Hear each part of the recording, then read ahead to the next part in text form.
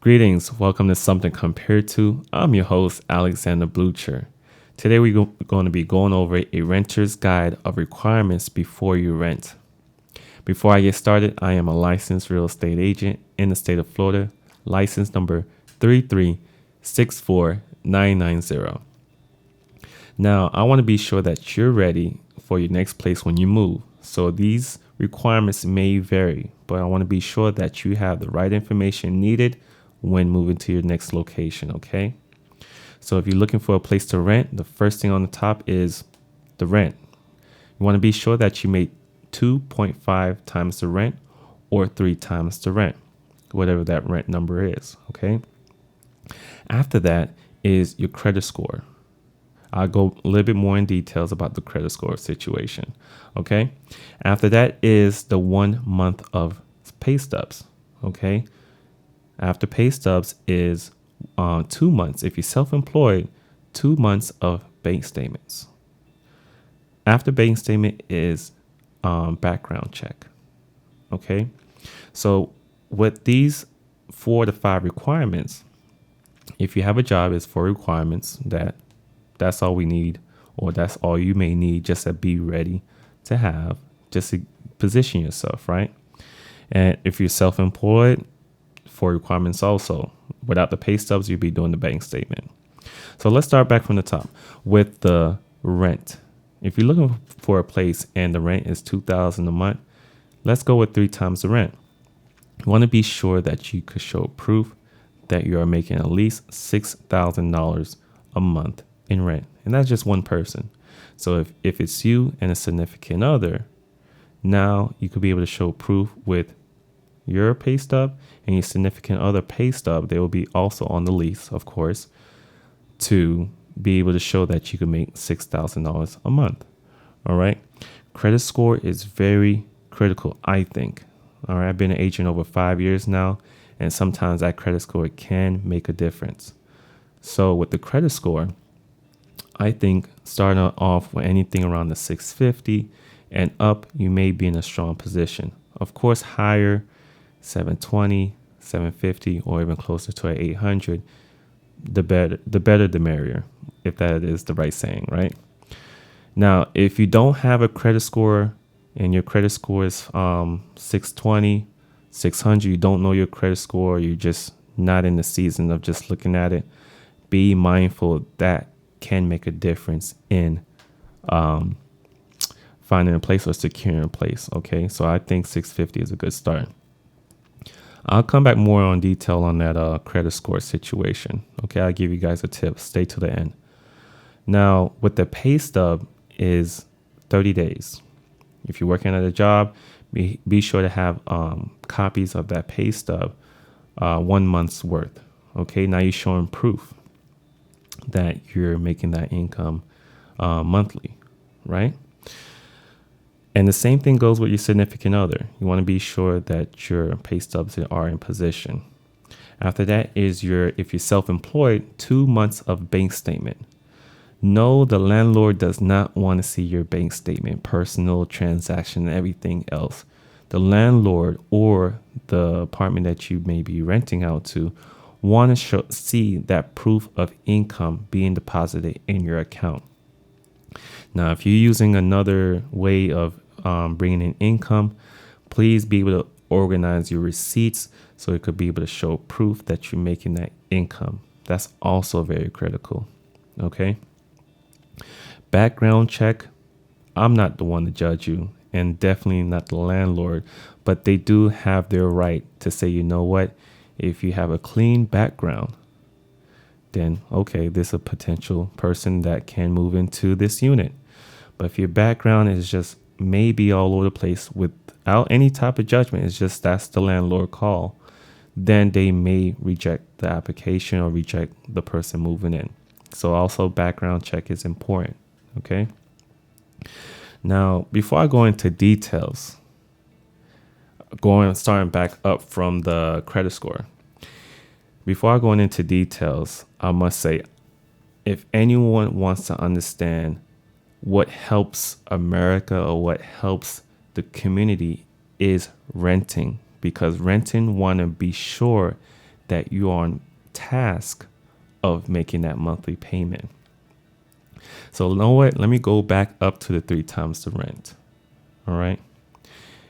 And the rule of thumb is 1/3. Okay.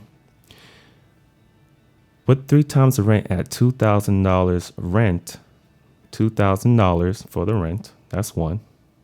And then the second is your second 2/3 is supposed to be going towards groceries, car note, and anything in your budget expenses is supposed to be in that 2,000.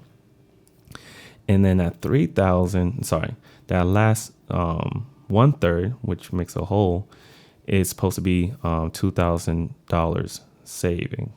Okay, or their cushion money, as they will call it. Okay, what landlords don't really want. Let me clarify what I'm trying to say here.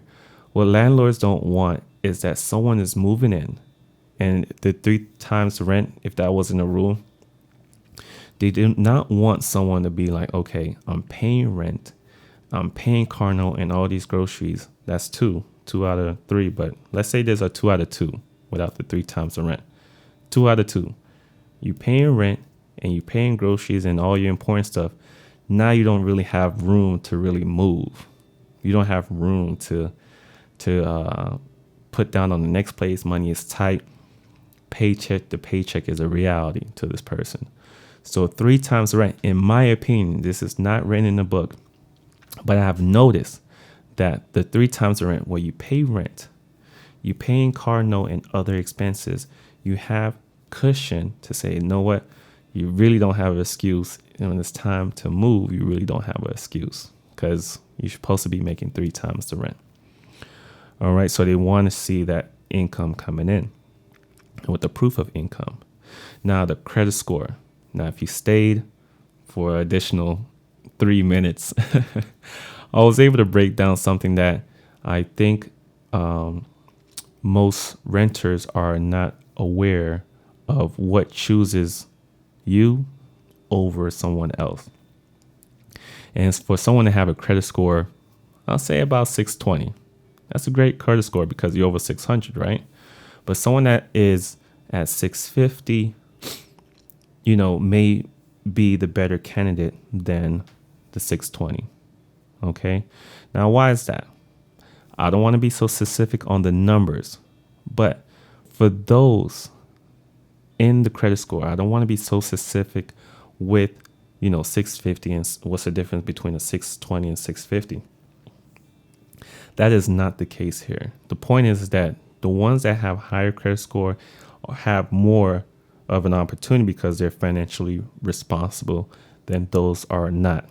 That's why it's very important from the time you turn the age of 18, 19, 20, early 20s, that is like the critical important time to work on your credit. Now I'm in my 30s. Okay. So I just started building my credit around late 20s. It was like around 29, 30. All right. And I look forward to sharing more details on that if you guys want to know how I naturally built my credit. I didn't do no quick payment or anything like that. It's a little off topic, but bring it back. So with the credit score, if your credit score, say, is 620 or lower, there is a possibility that you may not be making your payments on time. There's a possibility that you may have a collection that you owe that you just set aside. There may be some possibilities that the financial responsibilities, for some reason, you are choosing that's not important. So the landlord is already well prepared that most of the tenants, from his understanding that he or she experienced, a landlord experience, the ones that has a better credit score normally pays their bills on time. So that's very important, right? The next thing is, that was the giveaway. Oh, wait, hold up. It wasn't fully the giveaway because I was able to, in my real estate experience, I was able to win a rental offer or deal. I was helping the renter and, I submitted my offer. I think I was the number 8 offer the landlord accepted because of this one reason. My client at the time didn't have no collections. Everyone else had some kind of collections on their credit report. So we want to be able to take care of that collections. That is a golden nugget. Take it and run. You may not have to pay a substantial amount of money just for something simple as that. Yes, it is your collections that can make a difference when looking for a place to stay. Okay.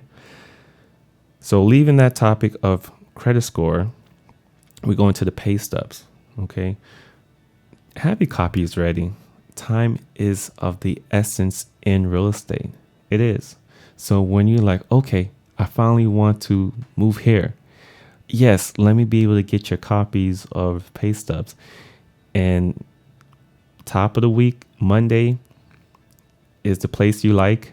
And then all of a sudden you want to have your copies of pay stub by Wednesday or Thursday. Is a possibility that unit may not be available anymore because you chose to do your pay stubs later on or have a copy of your pay stubs. Have it nice and early, ready. Okay, pay stubs. If you're self-employed and you're doing the bank statements, it is very important that your information must be private, right? So it's your call. I will recommend to be able to redact the information as far as probably the last 4 digits of your bank statement. Just leave that available so at least it could be able to verify, okay, this is your bank statement. But be able to redact the rest of the numbers. What is redact, Alex?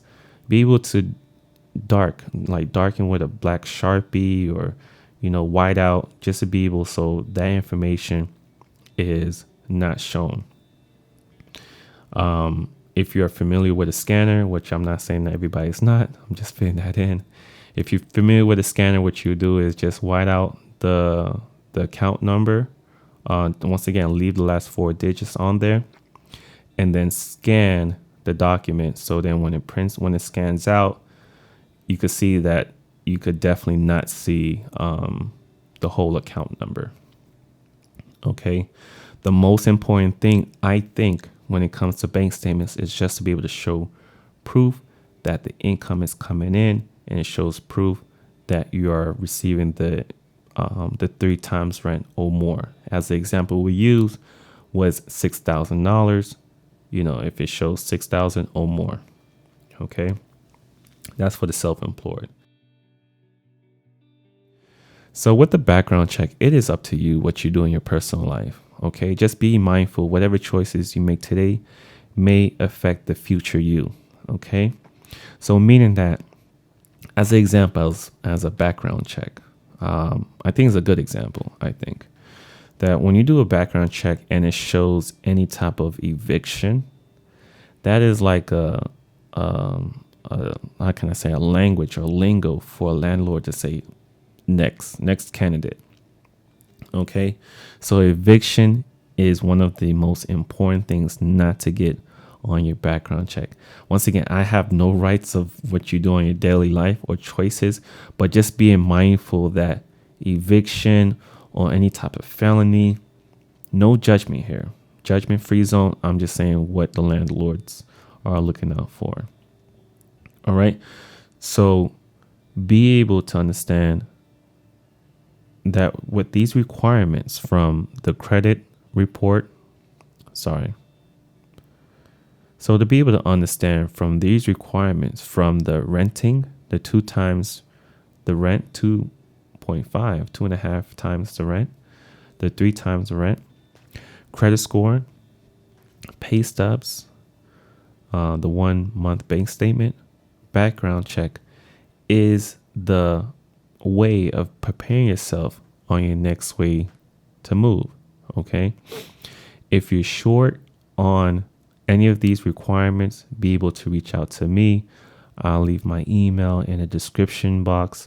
So that way, hey, I can make a video on helping you on what is needed. Okay. It's not rocket science. It just be able to have the information ready. So with that being said, I hope you guys enjoy what was shared today. Look out for more information on real estate topics. If I could be a big help, that's good. Thank you. All right. Be able to leave a like and subscribe. That was a special smile for a friend there. She's like, hey, Alex, you got to be able to leave a like or subscribe to let your audience know. So I'm letting you guys know, hit a like and subscribe if this information was helpful. But with that being said, thank you for listening. Until next time.